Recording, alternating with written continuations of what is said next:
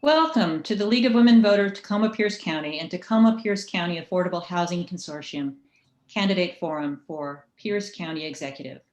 I'm Lydia Zepeda, the moderator, and on behalf of the League of Women Voters of Tacoma-Pierce County and the Tacoma-Pierce County Affordable Housing Consortium and our community sponsors, I welcome everyone to this virtual forum. Let me introduce Michael Mirra, the current chair of the Tacoma-Pierce County Affordable Housing Consortium. Thank you, Lydia. The Affordable Housing Consortium is pleased to co-host this forum with the League of Women Voters. The consortium is a membership organization. Its 60 members include the private, nonprofit, and public organizations that develop, own, and manage affordable housing, the mainline banks who finance it, the architectural firms that design it, the construction companies that build it, the service organizations that provide supportive services to the people who live in it, and many other people for whom affordable housing is an important part of what they understand to be a livable community. We welcome the two candidates to this forum. We're grateful for your willingness to participate. Thank you, Michael. The League of Women Voters is a nonpartisan organization whose mission for the past 100 years has been to empower informed and active participation of citizens in government. Candidate forums are one of the many, many ways that we do this. Anyone who is 16 years or older can be a member of the League of Women Voters. And for more information about our membership, go to our website, www.tacoma-piercelwv.org. Today's forum is for Pierce County Executive. The candidates are Bruce Dammeier and Larry Seaquist. The general election, for those of you who don't know, is on November 3rd. This forum is being recorded and will be posted at the League of Women Voters Tacoma-Pierce County website. And that is at tacoma-piercelwv.org/2020elections.html. That's, again, so you can tell your friends that they can see this at tacoma-piercelwv.org/2020elections.html. Our timekeeper today is Terry Baker from the League of Women Voters Tacoma-Pierce County. She will hold up cards to let you know that you have 60 seconds remaining, 30 seconds, 15 seconds, and when it is time to stop. When you see the stop card, you may finish a short sentence. Please stay on gallery view so that you can see me and the timekeeper, Terry Baker. Please do not talk unless it's your turn. Please mute yourself when it's not your turn to speak. The audience is on mute and cannot use the chat function. We have so many questions today. I'm sorry, there will not be audience questions today. A reminder that civility is expected. Please stick to the issues and refrain from personal attacks. The questions are from the Tacoma-Pierce County Affordable Housing Consortium and the League of Women Voters Tacoma-Pierce County. They focus on housing. Both the candidates were sent the questions in advance, as well as links to the housing studies that we'll mention later. Please be aware that I have changed the order and reworded the questions and added a question or two, and that we may not be able to get to all the questions today because we only have an hour and a half. Each candidate has up to 2 minutes for an opening statement. After that, the order of the questions will rotate for each candidate, and each candidate will be asked exactly the same questions. At the end, each candidate can make a 1-minute closing statement. So we'll start with the opening 2-minute statements, and we'll start in ballot order. So Bruce Dammeier, you start, please. Great, thank you very much. I'd like to extend my appreciation to the League of Women Voters and the Tacoma-Pierce County Housing Affordability Coalition for bringing this forum together tonight. It's an important issue. It's always been an important issue. It's probably more important now than ever. I tell folks that pre-COVID, my #1 concern for Pierce County was the fact that our wage growth was going up, but only modestly, and our housing costs were going up dramatically. And that delta between those two is a huge problem for our community. So my focus has been that we want more and better jobs to drive up that, and we want more and more types of housing to drive down housing costs. And I would tell you that under the COVID, all the concerns that we've had have been magnified. So this issue is more important now than it even was kind of pre-COVID. So I really look forward to talking about this issue tonight. I really look forward to talking about how in the last 4 years, I've been part of bringing people together specifically to address housing affordability and some homelessness issues. I am proud of the accomplishments that we've done and what we've worked, what we've been putting in place. But I will tell you that there's a lot more work to be done ahead of us. A lot of the work that we've done is lay a foundation of strong regional collaboration and cooperation.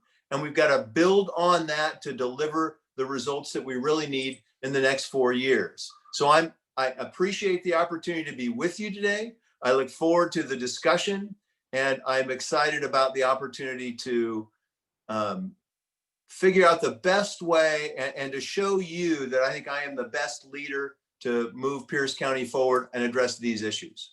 Thank you very much. Thank you. Larry Seaquist, 2 minutes. Thank you. And again, I really appreciate the league sponsoring this. So you can always count on a very well organized candidates forum with the league.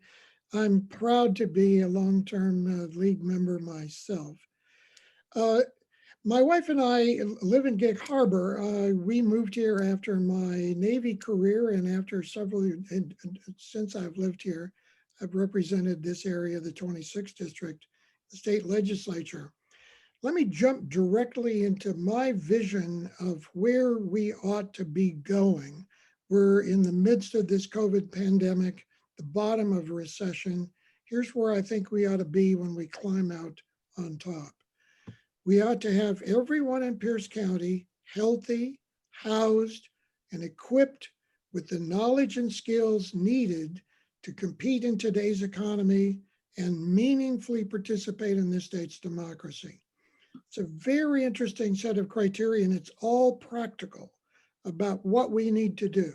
So I'd like to think about where we are, the bottom of a pandemic, in a recession that looks like it's going to last for a while. If we're going to go that direction, we need to build a ladder and climb out of this hole. That means we need to make sure that people are healthy and housed. We need to work on education and credentials so that they're well employed at good jobs. And we need to make sure that we're planning for our future. So that's my vision, that we would lift Pierce County substantially above where we are now, trapped in this recession, down in a pandemic where the numbers are increasing, turn ourselves around and head in a different direction. That's possible. I believe that we can rebuild democracy. We can show that democracy works one county at a time, starting right here. Thank you both. Thank you very much. Now we come to the questions. Each candidate gets the same amount of time to answer each question.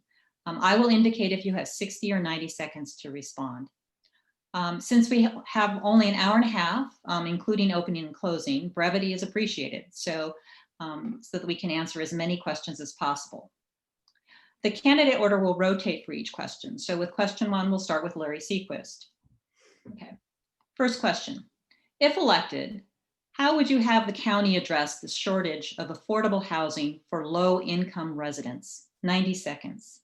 So look, the first thing we need to do is take an inventory across the entire county, looking at the total stock of existing housing and taking a sober look at the demographics, the socioeconomic demographics of who is living in our county at what income levels, what do they need, what would be affordable for each of those sets of people, and where are they? We need to map the people's needs to where housing is. And we've got an extra opportunity here as we do that to realize that the work at home, the distance learning, this whole world that we're suddenly finding ourselves in is opening new opportunities to rethink housing. So my starting point is to make sure that we actually have this survey, this synoptic view of what kinds of housing needs to be built. Make it very clear, we have not been running a planning process that has been delivering housing like that. We've been running a planning process that puts high-end housing in attractive spots in order for us to be a bedroom community for Seattle. Our future is not being a bedroom community for Seattle. It's providing housing for people right here and then making sure that they are able to have the earning power to keep moving up. Thank you. Mr. Dammeier. Thank you. In the last 10 years, Pierce County has developed in Pierce County, unincorporated Pierce County, there's been developed a grand total of 4 affordable housing projects for a grand total of 682 new units. That proves that the current approach or the past approach and the past incentives aren't working to really solve this issue. We've got this jobs housing imbalance from Seattle, where we've got about 140,000 people that live in Pierce County drive north. So we've formed a way of doing it differently. Mayor Victoria Woodard's County Council member Connie Ladenburg and I convened a mayor's roundtable on affordability. We've been meeting and studying and looking at the needs throughout our region. And from that, we created the South Sound Housing Affordability Partnership. And that is bringing together all the municipalities, looking for common code, looking for flexibility, looking for collaborative efforts to fund it. And what we're going to look at is we need some government funded housing like permanent supported housing. We need some public-private partnerships that will develop housing. And ultimately, we need flexible enough codes that will allow a true private sector development of affordable housing. That's the only way that we're going to develop the number of units and the different kinds of units that our community needs to both be housed in an affordable way. Thank you. Thank you. Next question. If elected, how would you have the county address the shortage of shelter and services for homeless residents? And we'll start with Mr. Dammeier, 90 seconds.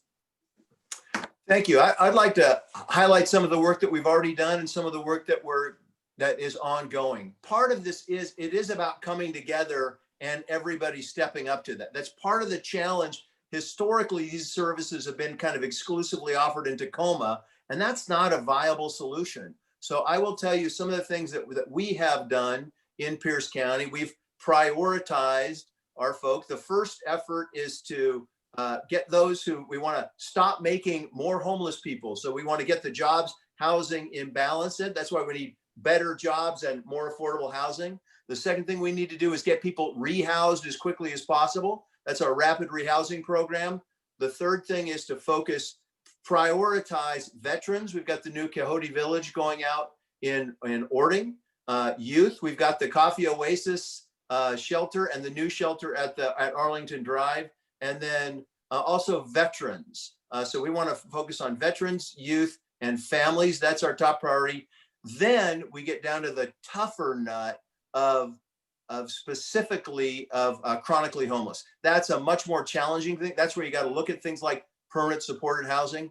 But I'm proud of the fact that for the first time, we've got Pierce County brought together Tacoma, Lakewood, Puyallup, and University Place to jointly apply for a new $4.7 million grant that will create 110 new shelter beds in Pierce County. That's the kind of collaboration we need to address this issue. Thank you. Thank you. Mr. Seaquist. Yeah, it's important to understand that shelter is the next to the last option from simply being outside. Shelters are important, but shelters are when we've failed the homeless. We need to move way upstream, first of all, to try to prevent as many people being homeless as possible. But we need to make sure that we're actually offering housing for people so they don't end up with a shelter as their last option. Staying overnight, being put back out on the street the next morning, extremely expensive.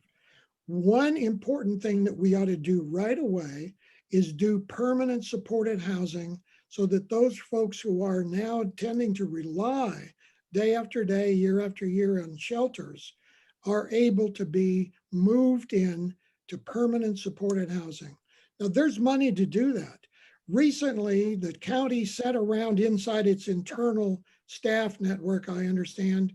A question says, anybody know what we could do with $10 million of the CARES Act funding that we haven't figured out how to spend yet? Do you know that we could have probably bought 10,000 shelter beds for that 10 million? We could have built we could be building a brand new supported housing facility.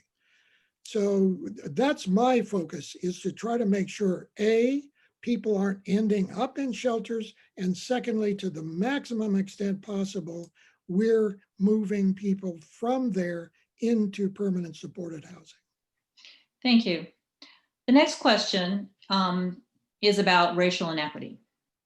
Racial inequity is an especially prominent among those experiencing homelessness. If elected, what would you do to have Pierce County address racial inequity? And we'll start with Larry Seaquist, 90 seconds, and then Bruce Dammeier. Well, this is something I've been involved in with the Homeless Coalition. I restarted the Racial Equity Committee of the Homeless Coalition, which meets every Friday morning. Used to meet when we still did face-to-face meetings at the Salvation Army. As you said, if you are Black in Pierce County, you're 5, 6, 7 times likely as a white family to be homeless. We know that. What we propose to do, what we tried to do in the strategic plan, is to make sure that these imbalances, these inequities were being addressed in the county strategic plan. And we kept being pushed back out. The Racial Equity Committee, subcommittee of the COC, we kept being rejected with these fixes by the county staff with, we were told, the approval of the executive. So my first step would to rebuild the county strategic plan for homelessness to make sure that we were actually investing our money for various kinds of housing and support in those families that are actually experiencing the homelessness. Thank you. Bruce Dammeier. Thank you. That's a tough question to do justice to in 90 seconds, but I'll give it a shot. First of all, one of the things that is absolutely essential that we all understand is that home ownership is one of the key ways that anybody accumulates wealth, and it's one of the key ways that you transition wealth from one generation to another. That is why when you go back and look at the redlining policies that were just racially discriminatory, it was so offensive that we made it so difficult for, particularly when I think of people like Harold Moss, who came here with the Army, for him to get a house and to move up. I appreciate his leadership on that. So housing is not only housing, it's key to building and transitioning wealth. That is why we need to get a stronger, we need more and more types of housing that allow more people to participate in home ownership so they can be part of accumulating that. But it also, so that's one of the places where racial inequity is really key. Another one, besides education, is when you think about the homeless. And when you go out, like I have, out doing the point in time count from 9 p.m. to 2 a.m., you see that there is racial disproportionality around our homeless. That means we've got to have better, that's why a lot of our behavioral health programs that we put in place focus on that. That is why we've done work to decriminalize mental illness and behavioral health issues in our courts. We've got a lot of things that we have done specifically to do that. And those disproportionately benefit or don't disproportionately harm. They benefit those people of color who've been hurt by those other processes. We need a little more time to address that question. Thank you. The next question is about the governor's eviction moratorium, which expires on October 15th next week. What should the county do to prepare for it? 90 seconds, and we'll start with Bruce Dammeier. Sure, thank you. It's great question. We've been working on that. One of the things that we have absolutely focused is, we've got about $30 million that we have focused on helping our community, helping the people in our community. We got another 30. Well, if you start our CARES dollars, we've got $67 million going to public health emergency response, $30 million to preserving businesses and the jobs that go with them, and $30 million specifically targeted at helping our community get through it. That's things like childcare, emergency fund, food, but it also includes $20 million specifically targeted toward rental and mortgage assistance. One of the things that we want to do is keep people housed. If people fall out of housing, that's bad for everybody. So we've got 20 different organizations throughout Pierce County working, doing processing applications and rental assistance so we can get that money out broadly and affect particularly those communities that are most disproportionately affected by COVID and by the recession caused by COVID. One of the things that is particularly important is that we find those folks who are on the verge of losing their home, we got up to 3 months of rental assistance so they can stay housed, and it really help us move forward. The last thing that I would say is we also have funded kind of Tacoma pro bono and legal services to support those who might be facing eviction in this difficult time. Thank you. Thank you. Larry Seaquist. I, by chance, was just looking at the weekly report of the CARES Act funding and noticed that I'm looking at my notes, $11.8 million was allocated for this kind of housing stability. As of last week, only 14% of that money had actually been spent. It's my understanding from their report to the Homeless Coalition that the county became instantly backlogged on processing rent moratorium applications and shut the entire website down. So that there were weeks, I believe, that went by until I think perhaps just last Friday, yesterday, when that was opened back up. So there's huge backlog of people who are not being helped. The bigger problem here, in addition to those people who are immediately asking for support, in which in principle that support is here in town with the federal money not flowing out. But the real problem here is that backlog of unpaid rents and the mortgages and other bills of the homeowners, of the landlords, just keep stacking up. We've postponed this problem. We haven't solved it. And we're going to have to pay a lot of attention to this in the days and weeks ahead. Thank you. Next question. If elected, and this is a question about COVID, if elected, what should the county do about spending priorities for affordable housing and initiatives to address the COVID pandemic? 90 seconds, and we'll start with Larry Seaquist. Let me answer this way. The state or the feds sent us in the CARES Act money. It was enacted by the county council on the 1st of May, $158 million. The state sent us another 10 point something that they'd collected from the feds. As I mentioned, only about 20% of that money has actually been spent. We're less than 3 months away from the period when all of those funds had to be obligated. It's not being spent. So my suggestion, this is not an election, this is not after November recommendation. My recommendation is right now, we need to see a rethink about where we are with the virus, where we are with the homelessness, the housing, and reallocate those funds and then make darn sure that all that money is immediately going to work, because that's not happening. We do not have a plan. We do not have a spending plan, and nothing right now is happening except some minor things around the edge. We are failing to use the CARE Act money correctly. Thank you. Mr. Dammeier. Thank you. So one of the things that we're really fortunate in that over the last 4 years, been very conservative in how we have budgeted as a county. And the reason we've done that is to make sure that we are stable, that in the time of a recession like we're in right now, where there's some downturn, that's the time when our community needs county services more than ever. Our public safety, our human services department, our roads, our wastewater treatment plant. So we budgeted very conservatively so we could be stable in this time.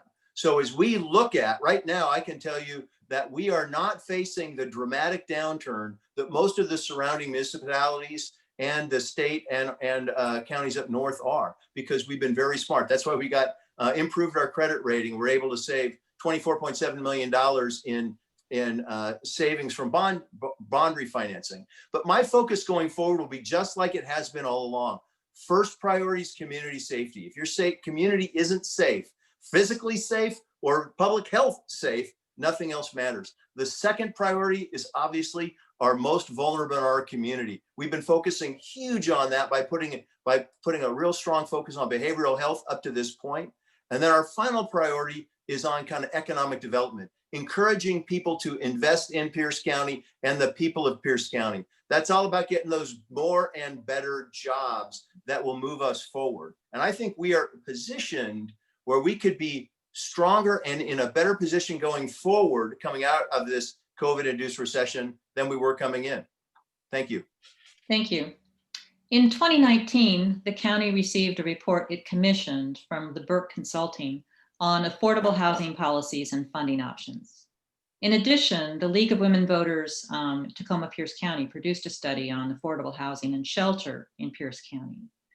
We sent you both the links to both of those reports. So the following, I think, 4 questions have to do with that specific report, those specific reports. So this next question is, what is your general view of these studies and the Burke recommendations? And this is 90 seconds. We'll start with Bruce Dammeier. So appreciated both reports. I've read both reports. They say there's honestly nothing I already had a lot of background on that. So it was reinforcing things that we already knew about the disproportionality, about the challenges that we face, particularly in Pierce County, because we know we are a disproportionate outlier in suicide. We've got disproportionality in we are very low in our community health outcomes for Pierce County. So those are all issues that we've been working on. When we brought together the mayors to look at convene the South Sound Housing Affordability Partnership, we specifically looked at all of the issues that the Burke study talked about, and we are moving forward on all 6 of the Burke recommendations. Specifically, we need more flexible code. We need more coordinated code. We need more better and more effective incentives. We've been looking at county and city land to see that which can be donated to support housing affordability, and that we need both public and private partnerships. We need to leverage the existing funding streams in a more coordinated way, and we need to get better support out of the Washington Housing Trust Fund down in Olympia. Last cycle, we got 1 out of 6 projects submitted. King County just dominates in their use of that Washington Housing Trust Fund. So we've got to make all those things happen more effectively, and the South Sound Housing Affordability Partnership is prepared to do that. Thank you. Larry Seaquist. Thank you. Actually, I was part of one of the League of Women Voters studies that we did with considerable community involvement. Took a comprehensive look a couple of years ago at where we are in homelessness and what the broad strategy should be. We took that up to the senior leadership of the county and got nothing back out. Here's my view of what we should be doing. And let me give you a little bit broader answer, starting with what our assets are. We've got a remarkable group of nonprofits, the Associated Ministries, Catholic Family Services, Metropolitan Development, MDC, and dozens of other church groups, small nonprofits, food banks, an enormous apparatus in Pierce County of people who work with the poor, the hungry, and the homeless. We need to make sure that the resources we have are properly being allocated out, that we're supporting those groups. And what we're missing right now is a broad strategy. We don't have anyone from the county standing up and saying, this is where, collectively, this is where we need to be going. Here's how we're going to get there. Here's how we make sure that everyone who is working on this problem is able to work together. That's what we need now, strategic leadership. Thank you. Specifically, what do you think of the recommendation to provide clearer financial incentives to private developers to include affordable housing in their market rate mix? And 90 seconds, and we'll start with Larry Seaquist. So by chance, when Frank Chop was still the speaker, he asked me to get together with one of our co-hosts, Michael Mirra. He understood that Michael and his consortium here had a rich agenda of things they would like to see done. And so I chaired a meeting about a year ago where Michael Mirra, on behalf of this housing consortium, met with then Speaker Chop and laid out an agenda. Here's what they told him. We're capable of doing much more building, much more affordable housing than we are, but we've got the following list of problems in the regulations, in the laws. Please fix those. And that's where we still are. Michael and the consortium has a good, practical working list. We need to go to our delegation, need to go to the new speaker who happens to be here from here in Tacoma and get that work list done. One more point. I was at a city club meeting the other day on this topic, and a couple of our local architects, young, smart architects, said, you know, there's a lot of things that we could do to solve these problems too. But again, we run into these, whether it's city, county, or state, bureaucratic hurdles. If you would just open up the barriers, remove the barriers, we could solve this. So what I'm saying is, if you listen to the people who are able to fix the problem and fix what they need fixed, we'd be in a lot better shape. Thank you. Bruce Dammeier.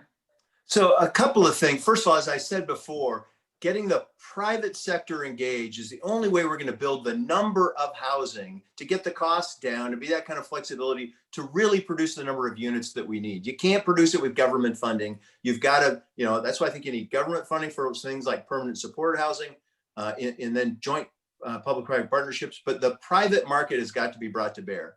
The incentives, if you read the Burke report, it talks about inadequate incentives and confusing application of those. It talks about simplifying. So we absolutely need density incentives. And one of the things that I'm really happy with is that we're proposing the Centers and Corridors plan, which will produce kind of denser housing units out in the county, which is great along our major arteries. So we need better incentives, streamlined incentives, including fee waivers that coordinate well across jurisdictions. We need to leverage our monies more effectively to do that.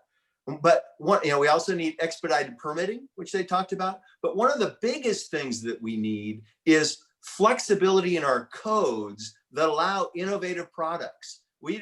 And one of the things that we've talked about challenging in Pierce County is take a 1 acre piece of dirt and say, what would it be necessary to alter our codes that would allow the construction of 10 units on there, small units, but units that could be owned and then you could start doing wealth creation. So a lot of those constraints come from the government. So we've got to be willing to open up and be more flexible to allow the private market to respond more effectively.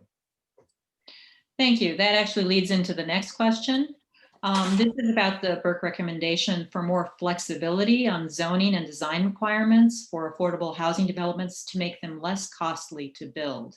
And we'd like your thoughts on that. 90 seconds, and we'll start with Bruce Dammeier. Sure, that's a great one.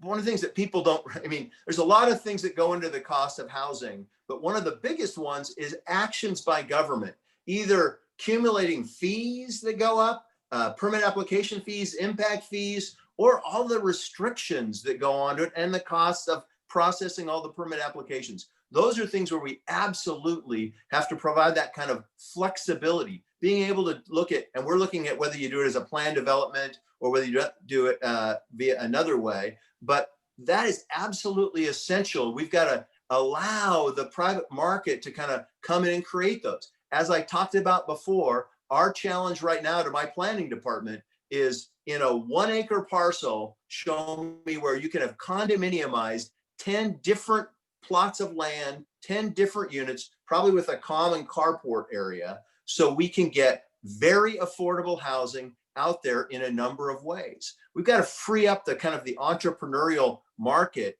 to do that.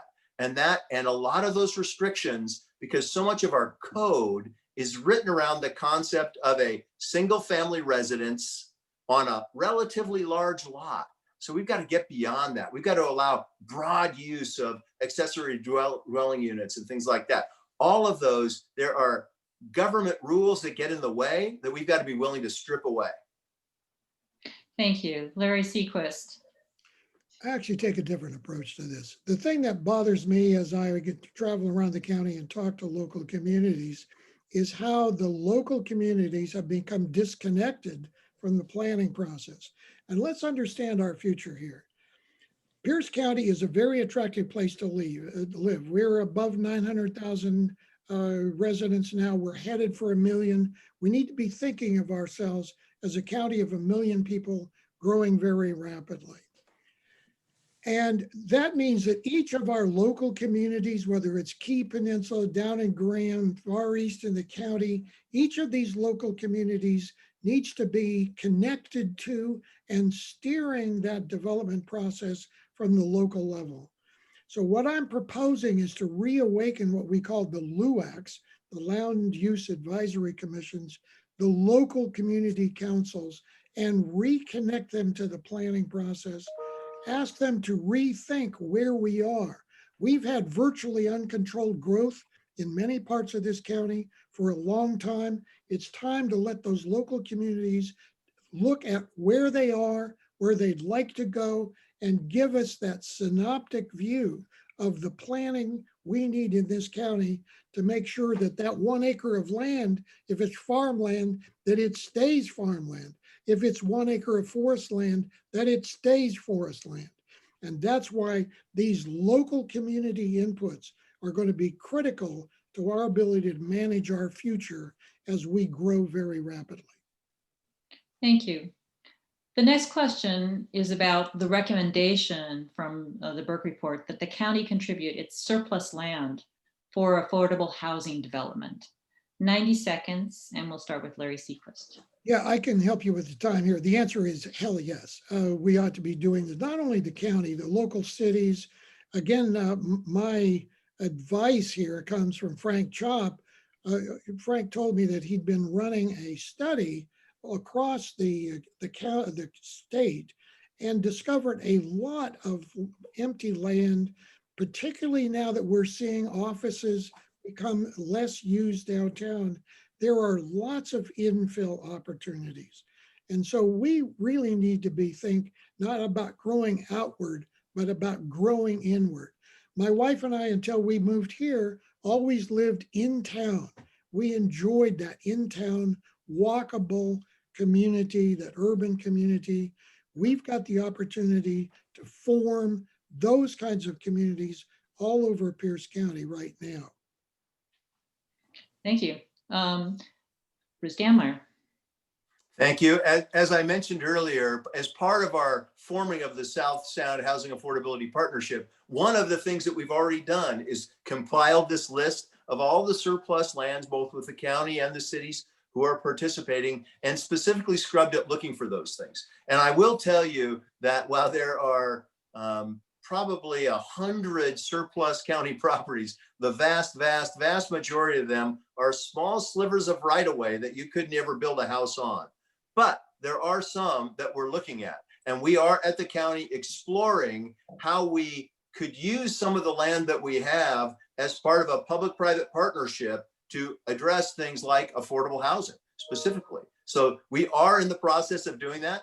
Really proud of the work that we've done, again, as part of the South Sound Housing Affordability Partnership, and how the other jurisdictions are doing the same thing. You know, Bonnie Lake has got a affordable housing project going on right now, where everybody is kind of stepping up to ownership of the challenge in one form or another and working together to do it.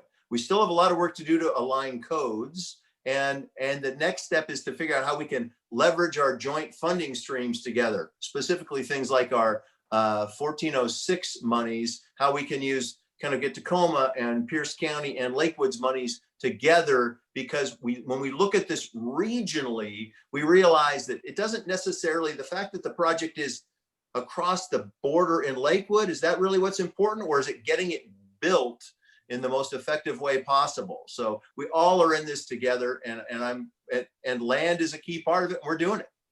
Thank you. The next question.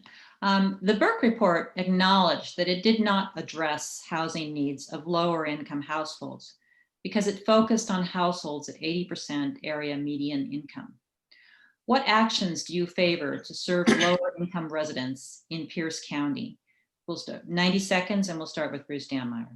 So yeah, obviously that is a significant disadvantage. And that is one of the areas where the private sector market will really have a difficult time getting there. That is where the joint venture partnerships, the public-private partnerships, and or getting toward the government funded becomes much, much, much more important as we look at. That's exactly the type of project where if the county donates the land and then gets the private sector to build on top of that land, that's where you can get those housing affordabilities down to the point where 50% or lower AMI work. We also have a number of, that's also where we need to use things like the Housing Trust Fund dollars and the FUD, the CDBG dollars and the home grants and things like that, specifically focus those on meeting that real low income threshold where there's got to be some level of subsidy or it just doesn't work. Thank you. Larry Seaquist. First of all, let's acknowledge that we do have many low income. We've got tens of thousands of unemployed people here in Pierce County, suddenly unemployed when the virus shut down their business, their employment. As you drive around the county, you will find these neighborhoods that are so run down, it is an embarrassment to us. We've got to go around and make sure that we're delivering services, that we're working on these high impact, very low income communities and trying to help them get back on their feet. Two of the things that we can do is to make sure that there is mass transit, there is bus service. Generally, low income folks are the ones who are also working in the middle of the night, sweeping somebody's building downtown. They need bus service. Those families have got kids in school, they need broadband internet. So if we're going to really be serious about housing, we need to make sure that there's a bus out front and there's an internet connection inside that housing. That's got to be also important to us. Thank you. Next question. What is your position on local tax funding, either sales or property tax, for a local housing trust fund to help finance the development of affordable housing? 90 seconds. Larry Seaquist, will start with you. Yeah, let me make sure you said that question again, please, as you phrased it this time. What is your position on local tax funding, either sales or property tax, for a local housing trust fund to help finance the development of affordable housing?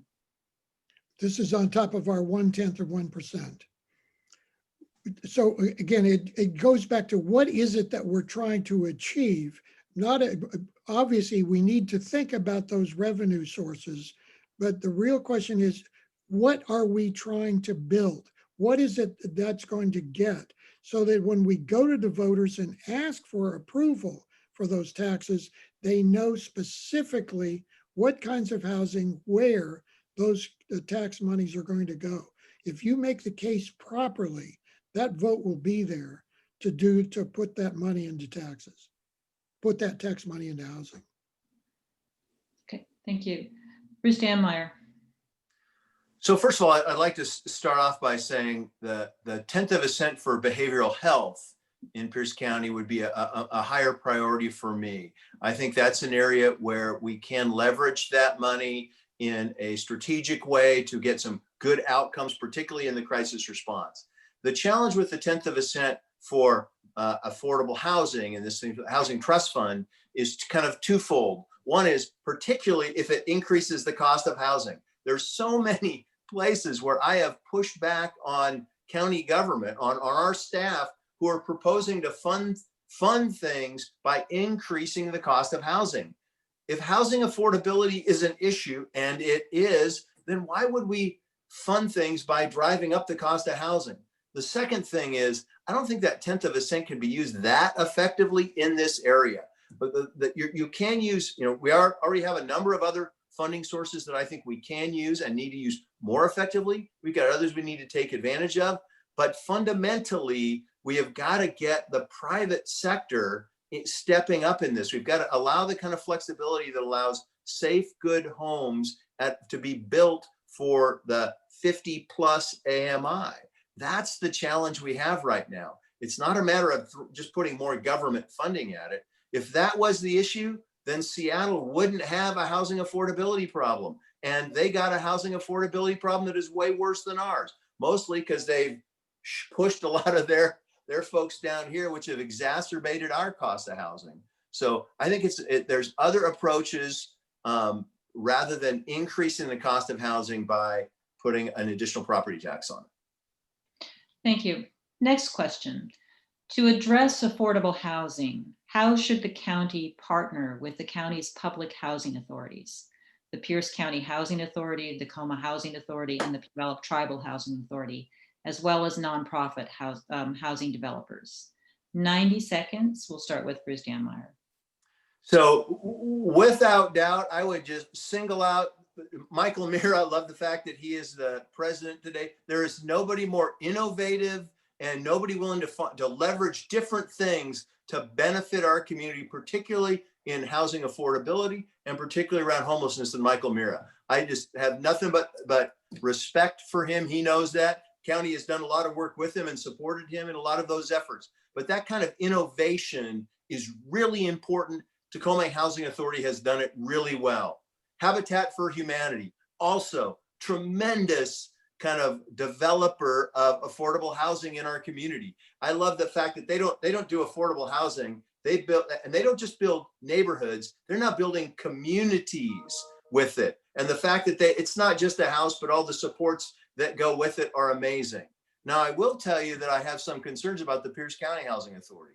I don't think it has expressed any kind of the innovation that we need out of that. Nothing like I have seen out of the Tacoma Housing Authority. And as you're probably aware, they recently had kind of $6 million embezzled from them. So there are examples here locally of what we want to do more of.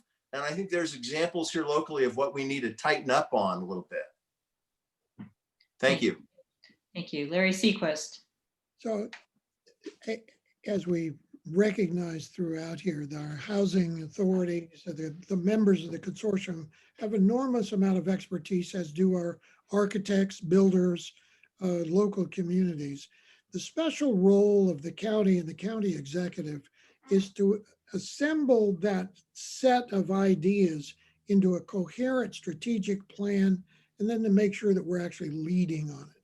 So that's my specific answer to your question. What's the role of the county? It's to provide an integrating strategic perspective and to lead. And I'm not sure that we're always seeing that now. We need to see that kind of leadership in this climate where we're going to see lots of growth, where we've got to pull ourselves out of this pandemic caused recession. We've got a lot of work ahead with a lot of people out of work. This isn't the only thing on the agenda. So a strategic approach to housing, which fits with how we're corralling the virus and lifting ourselves economically overall, is what we need to see now. Thank you. The next question. Should affordable housing and homeless policies be addressed regionally? And if so, how? This is 90 seconds, and we'll start with Larry Seaquist. Yes, regionally, in the sense that you need to see the whole big picture, but you also need to see inside that picture the local communities. The view from Key Peninsula, even the south end of Key Peninsula, is different from the Wanna Key Peninsula. It's certainly different from Graham. So we need to make sure that this perspective of where we need to go accounts for and exploits those local differences and local opportunities. Thank you. Bruce Dammeier. Absolutely. That's one of the most powerful ways to do it. It's the only way we're going to be effective in doing it in both addressing housing affordability, and I would argue homelessness. Specifically, that's why we came together as the South Sound Housing Affordability Partnership. Because, and it was interesting when we talked to each of the mayors, said one of the first things we did is say, tell me about what are you concerned about housing affordability in your community? And everybody had a story to tell. Some of them a little different than others, reflecting the character and the nature of their communities. All of them mentioned senior housing as one of their big concerns, as we all have. So that was the thing, that we've got this common vision, and the fact that we are better off if we all work together to get it. And the artificial boundaries, municipal, the border between two different cities where you got codes that misalign, all that does is make it harder and more confusing and less likely that something's going to happen. The same thing we're applying now at an earlier phase, or kind of a younger model around homelessness, where we're, again, as I talked about, for the first time ever, we brought Pierce County brought Tacoma, Lakewood, University Place, and Puyallup around in a joint grant for 110 new shelter beds, and some of which will be certainly outside of Tacoma, right? They're all looking at East Pierce County. That's the first time we're starting to get people to own being part of our broader community. That, well, yes, you've got to look out for, to some degree, you're representing Ording, but you have an obligation also. Ording is part of our broader community as well. And that's how you solve problems, by bringing people together. Thank you. Next question. What can the county do to support and enhance public transit services for affordable housing residents and people who are experiencing homelessness? 90 seconds, and we'll start with Bruce Dammeier. So this is one of my greater frustrations, in that the current way that we fund housing, or excuse me, transit, is really problematic. When you look at the federal transit money that comes down from Washington, D.C., and the way it comes through, mostly big transit systems get a lot more money. Smaller transit systems don't get much more money. So it's all about the rich getting richer and the poor get poorer. And what that means is it's really hard to invest strategically. Right now, I'm on the Pierce Transit Board of Commissioners. I'm proud of Pierce Transit. We need to get Pierce Transit services out to Gig Harbor and down the Key Peninsula. We need to get them out to Frederickson. We need to get them out to Bonnie Lake and to Holly. We need to get them out to Ording.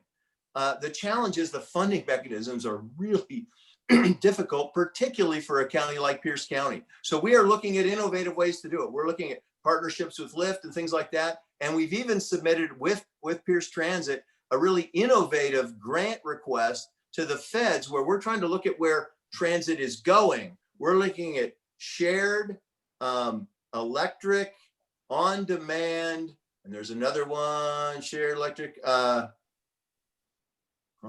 I forget the other one. Think of electric lift cars that are fully autonomous. That's the fourth one, autonomous.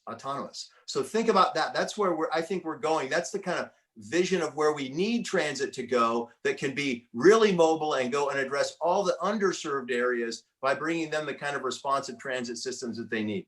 Thank you. Thank you. Larry Seaquist. So I'm going to give you, and I'll confess, I don't know whether this idea, I'm going to run into legal problems trying to make this happen, but if I had a magic wand, here's what I would do. I would disassemble Pierce Transit and rebuild it from the ground up. Pierce Transit is a highly successful failure. They are successfully moving people around inside a very small service area. They've cut off all of the people in the county who really need transit to get to work. We need to take Pierce Transit apart and put them back together as a transit system that serves the entire county, including new technologies. And if you look at this corridors and centers study, we're proposing now to do developments that are completely, with one exception, completely unserved by transit. If you look at the people who are the essential workers that work nights and weekends for low-income jobs and are in the hospitals, cleaning things, work in the schools, they're not served by transit. So we've got to go back near square one. I said, legally, that's probably a heavy lift, but I tell you, I would try to figure out how to do that. We need to take Pierce Transit apart and rebuild it as a new transit agency that serves the entire county completely, adequately. Thank you. The next question you've both touched on, but this is a specific question about the two local option sales taxes available to Pierce County that have not been adopted. One is the 1/10 of 1% tax for mental health. The other is the 1/10 of 1% tax for housing. Each could generate millions of dollars annually to address these challenges, and each would cost taxpayers only 1 penny for each $10 they spend on taxable items, which obviously do not include food. Do you support either or both of these, and why? 90 seconds, Larry Seaquist. As I've said on the record, maybe 20 times to each of these questions, yes and yes. And why? Because it's simple common sense.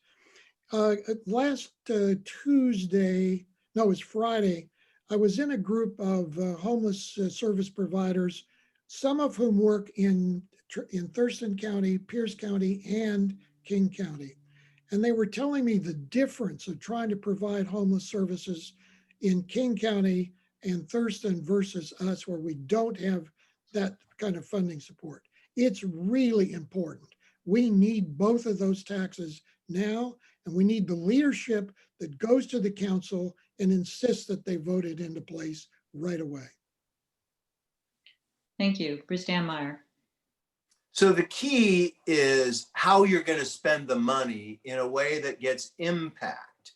And I would argue that you can look to the north. I mean, if you look north, you could say they've got every bit of a housing affordability problem or worse, and every bit of a behavioral health problem that we have or worse. So the key for me around behavioral health is, what is our plan? And we're about to roll out a plan that I think is worthy of support. It will focus on not only the 10th of a cent is not enough to solve our behavioral health problems. We have structural challenges in how we deliver behavioral health care and physical health care. Pierce County's been leading and integrating those two, but we've got a proposal now looking at what has been done in other states very successfully to move that model forward to really make sure that when someone is stable, that they have the services from a mental health perspective to keep them stable.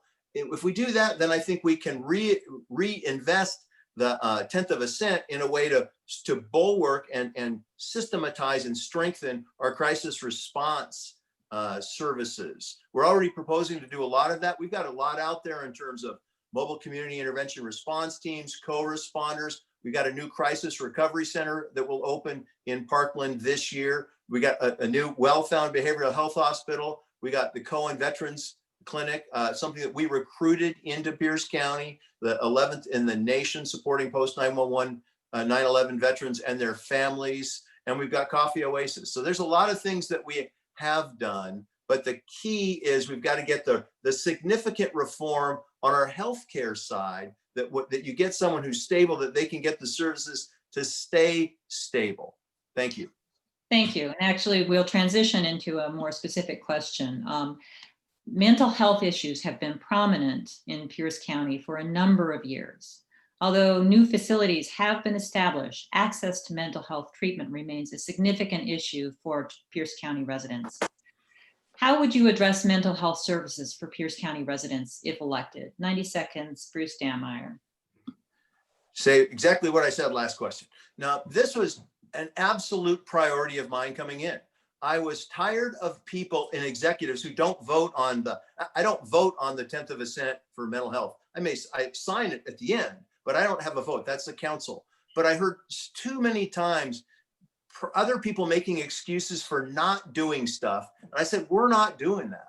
In Pierce County, we need to invest more in behavioral health. That is why, as soon as I arrived, we prioritized the mobile community intervention response teams, co-responders, as I said, the behavioral health hospital, a new crisis recovery center. We did things like diversion programs in our court system. So when someone who goes there primarily for a behavioral health issue, they get the services they need to get out of the justice system.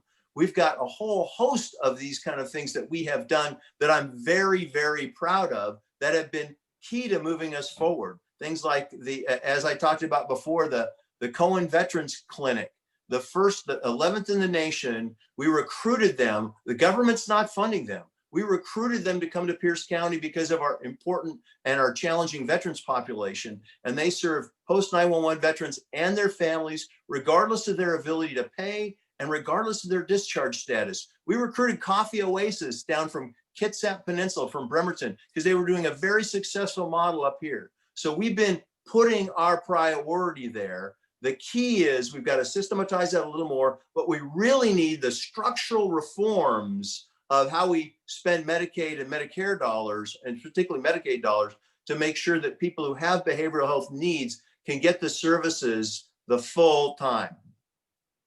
Thank you.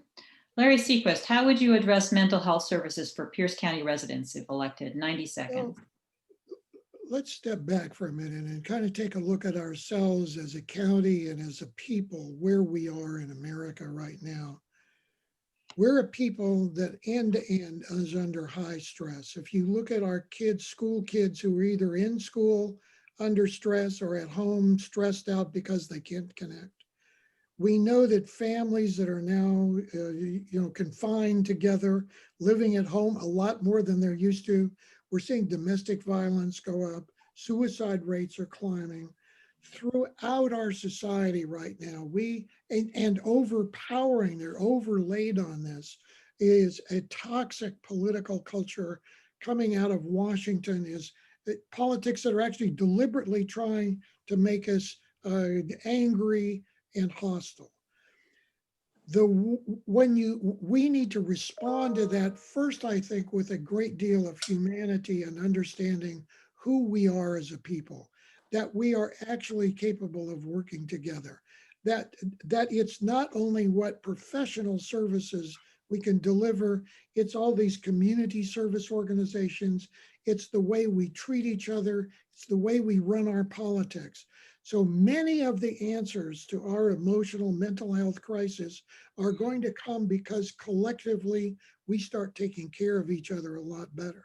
And within that, yes, we need a lot more mental health services. We certainly, for example, need to support our police officers on the street with a lot more professional mental health co-responders. But overall, this is a societal problem about who we are and how we take care of each other. Thank you. Next question.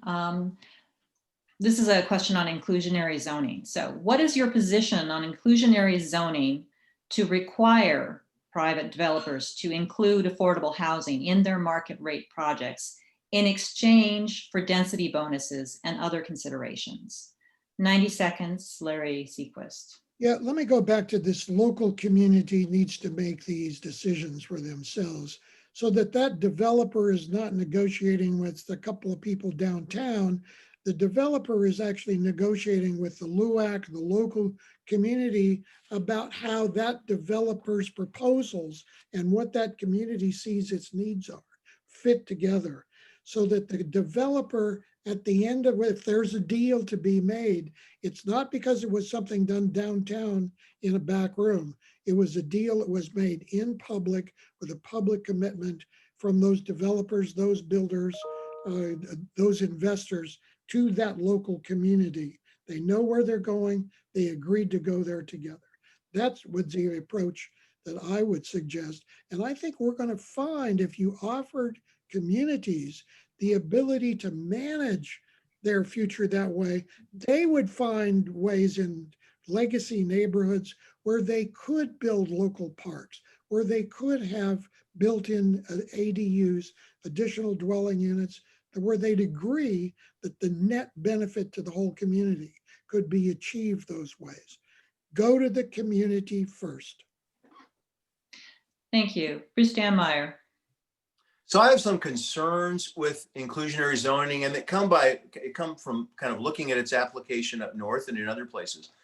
There's two primary concerns. One is it does not produce very many units at all. In a large building, you may get 8-10 units max, and it comes at the cost of driving up the cost of all the other housing. It's the easiest way for government to do it, put it on the developer, as opposed to addressing the internal stuff that we talked about before that the government has to do, the regulations, the flexibility in codes, all those other things. So I'm not a huge fan of it. The one thing it does do that I like is I also don't like the idea of, we certainly don't want the concept of projects or things like that. We don't want all affordable housing in one location. So the fact that it gets dispersed out a bit, that is a plus. But I'm a much bigger fan of incentive bonuses to get greater density. Things like were highlighted in the League of Women Voters plan that they laid out, where you want to you want to allow a developer to create more units by giving them the kind of flexibility to do that. So I think that's a more effective way of getting more units in play, and doesn't drive up the cost of the housing in terms it drives down the cost of housing per unit. So we've just got to stop these policies, which in the name of affordable housing, drive up the cost of housing. That's kind of upside down and backwards. Thank you. Thank you. Next question is a follow-up. What is your position on incentive zoning that offers density bonuses, speedier permitting, and design flexibility to elicit voluntary willingness of private developers to include affordable housing in their market rate projects? 90 seconds, Bruce Dammeier. So I'm in favor of all of that. And in particular, one of the things that we did as the South Sound Housing Affordability Partnership is we brought in developers. We brought in nonprofit developers. We brought in for-profit developers. We brought in a whole bunch of them, and we talked to them about, and that's the key, is we've got to get to the point where the deal, the project makes sense. And that is why specifically, if you're looking at under 50% of AMI, even with the kind of flexibilities that we're talking about here, with the bonuses and the expedited permitting, all that kind of stuff, and the code flexibility, you probably still need to come there with land to help make that thing pencil for those that lower AMI. But those are the keys to do it. And again, the challenge here is to produce the number of units that we need, the variety of units and the number of units. You've got to get the private sector engaged. Those private developers have got to be able to make that deal work. And that is where those density bonuses, flexibility in codes, and permit expediting really pay off. Thank you. Larry Seaquist. And again, as I said before, I think these deals have to be sensible and agreed upon by the local community that knows they're going to have to live with them for a long time. It's much too easy to make a deal downtown that sounds good for the 2 or 3 years needed to build a project and then walk away from it, sell it to a New York banker. We need to make sure that if we do these kinds of things, they're actually done for the net benefit over a long period of time. Let's also remember that we're in a period of time, I think a decade, we need to be thinking about ourselves as living on short rations for a long time. We're not going to have big government money to throw around, not going to have tax wiggle room to throw around just because we'd like to have something happen in one little place. We're going to be living on very sparse, thin budgets. So if these deals are going to make sense, they have to make sense in the economic climate that's ahead of us. Thank you. Next question. Do you have any other views you would like to share concerning affordable housing and homelessness in Pierce County? 90 seconds, Larry Seaquist. So it's important to understand, we haven't really talked about the whole homelessness situation here, which includes an understanding. We all need to understand that we have an avalanche, a tsunami of homeless hanging over our heads right now. The economy is beginning to wobble a little bit more. We're not seeing a strong recovery, and a little bit of a bounce back. The virus numbers keep climbing right now. We could see additional shutdowns ahead. So I think it's important that we understand that homelessness is downstream of everything. It could be because the kid got sick and you couldn't afford the bill. Even people who are getting COVID now are getting these enormous hospital bills. So we need to understand that homelessness is downstream of everything that goes on in a family's life. And we need therefore to work upstream to try to do the best we can to make sure that we don't see this avalanche of homelessness coming at us. So that's my priority, is to try to work in our communities so that everybody who touches families, whether it's the utilities, the food banks, every possible way that we can touch people who are at risk of becoming homeless, that we can help them avoid that in the first place. Thank you. Bruce Dammeier. So I would say one of the things that connects all of these things, or the three things that connect most of them, right, are housing affordability. So housing policy and how we get more and more types of housing, how we get more and better jobs, employment development, getting the people of Pierce County the opportunity to have good family wage jobs and really family wage careers. That's why we've been really working hard to incent good family wage jobs to be created in Pierce County and sending businesses. I was talking to a business just the other day. I'm kind of a recruiter in chief. So we need better housing policy, better workforce development and better jobs, and better behavioral health services. All those things come together, particularly around our homeless community. So depending on who you are, one of those may be more pronounced than the other, but they're generally all there in some form or fashion for most of the folks who are homeless. So we've got to be working all of those systems at the same time. They're all important strategies. There is no one size fits all simple solution here. It's a multiple of strategies and discipline. That is why, as I said before, specifically affecting homeless, the first goal is stop creating more homeless. The second goal is focus on key populations like our youth, our veterans, and those families who just became homeless. Rapid rehousing is a great example of that. And then you focus on the chronically homeless, who you need really significant strategies. I would tell you that I think allowing someone to live in the woods, and I've been out there in the point in time count from 9 p.m. to 2 a.m. Allowing someone to live in squalor in the woods is not compassion. We've got to do better than that. Thank you. Thank you. So last question, what measures can Pierce County take to improve its economy and increase the number of living wage jobs? 90 seconds, Bruce Dammeier.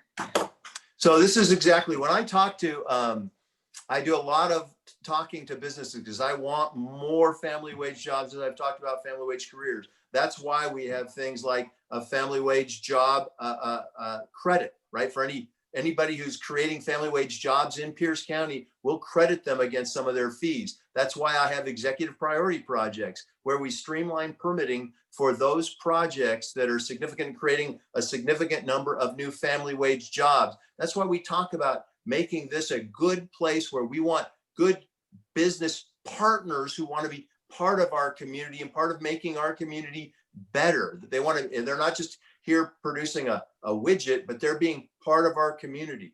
When I talk to businesses that have relocated south from up north, I ask them, why did you do that? And they inevitably say, the first thing, I wanted to be where my employees live, that they recognize that we got about 140,000 folks that lived down here pre-COVID and worked north. That's a huge opportunity for us to get people to come back down here. So we're focusing on that. The second thing they say, they want to be where they're valued, where they're appreciated, where someone sees them as part of the community. And they know we do that here in Pierce County.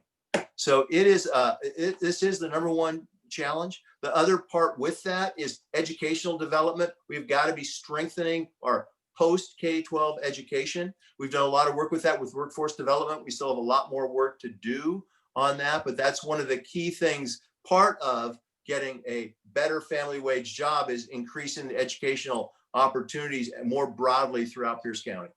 Thank you. Thank you. Larry Seaquist. So I'm proposing a completely different strategy. Instead of begging companies to come here and hire our folks, I think our entire focus ought to be on our folks and helping them become highly skilled and highly employable. We live in a new knowledge economy, a high skills, high tech world. Washington Business Roundtable, our leading businesses in Washington State, came to me when I was the chair of House Higher Education and said, Larry, we can't hire enough people. We have more people, we have more jobs available than you're delivering to us out of the education system. So here's my proposal. We've got in Pierce County nearly headed for 1 million people, a wonderful workforce of highly skilled, highly capable people, but they are undereducated, underqualified for this new world. The average level of education and credentials is way below what it needs to be competitive. There are 10 or 12 countries in the world with better skill levels than we have here. So I'm proposing to take our 15 school districts, 5 community colleges, all of our union training programs, and build a collective county-wide bootstraps operation to simply lift all of our credentials higher up so that Pierce County is the place where people come for brain power. We can do that. Thank you. Now it's time for closing statements. Each candidate has up to 1 minute for their closing statement. We will change the order of the opening statements, so we'll begin with Larry Seaquist and then Bruce Dammeier. Larry Seaquist, 1 minute.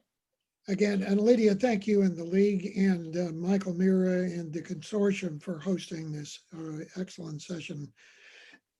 We're at a time when many of us are wondering whether our country still works.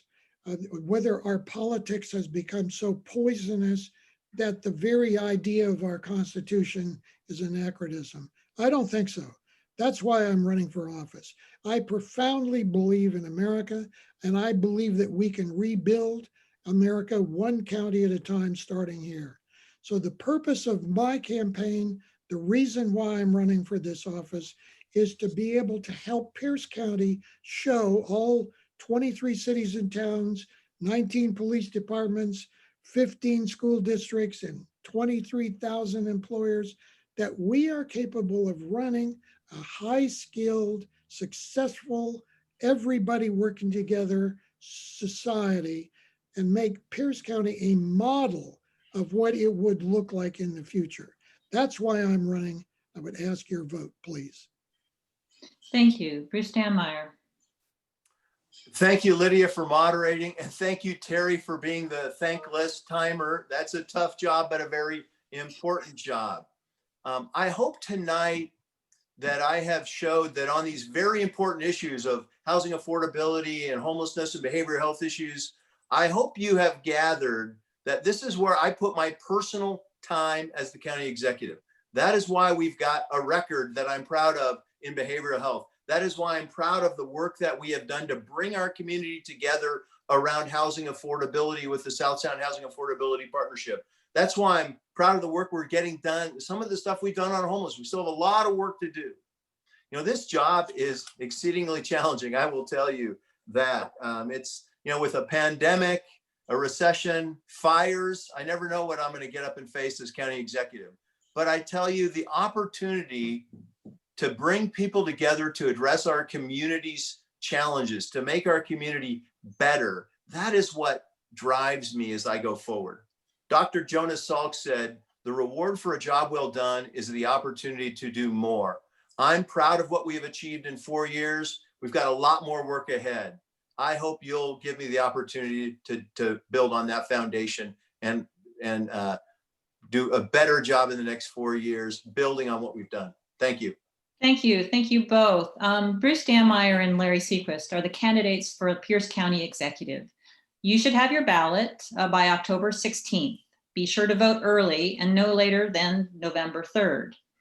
I would like to thank the timekeeper, Terry Baker, and the Tacoma-Pierce County League of Women Voters, the Tacoma-Pierce County Affordable Housing Consortium, and our community sponsors, the American Association of University Women, Centro Latino, East Side Neighborhood Advisory Council of Tacoma, the NAACP, St. Leo Church, Summit Waller Community Association, Tacoma South End Neighborhood Council, Tacoma Urban League, UW-Tacoma School of Interdisciplinary Arts and Sciences, and the YWCA of Pierce County. Please watch for other League of Women Voter candidate forums, and they're listed at www.tacomapiercelwv.org 2020/2020 elections.html. Please read your voters pamphlet, And look at vote411.org. That's vote411.org, where you can find answers to questions posed to all candidates running for office.